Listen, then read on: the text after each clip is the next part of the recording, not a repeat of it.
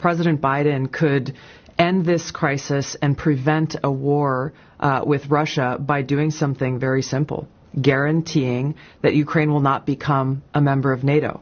Because if Ukraine became a member of NATO, that would put U.S. and NATO troops directly on the doorstep of Russia, which, as Putin has laid out, would undermine their national security interests.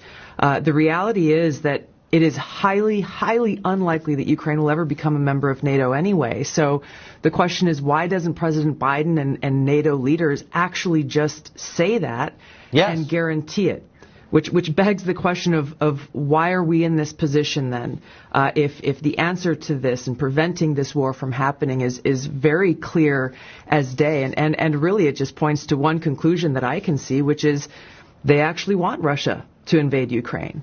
Why would they? Because number one, it gives the Biden administration a clear excuse to go and levy draconian sanctions, which are a modern day siege against Russia and the Russian people. And number two, it cements this Cold War in place. The military-industrial complex is the one that benefits from this. They clearly control the Biden administration. Warmongers on both sides in Washington have been drumming up these tensions.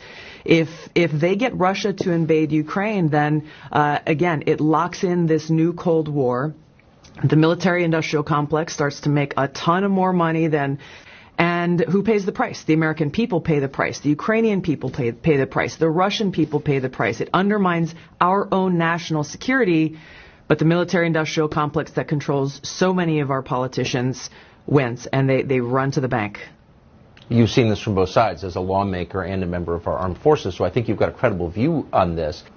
I've looked at this carefully, Tucker, and I have yet to find any benefit that a political leader has used or could use to justify this to the American people. All you hear is like, well, we have to defend democracy. We have to defend this democratic country of Ukraine. But as you know very well, this current president, shuts down, arrests political opposition, throws them in jail, shuts down TV stations that are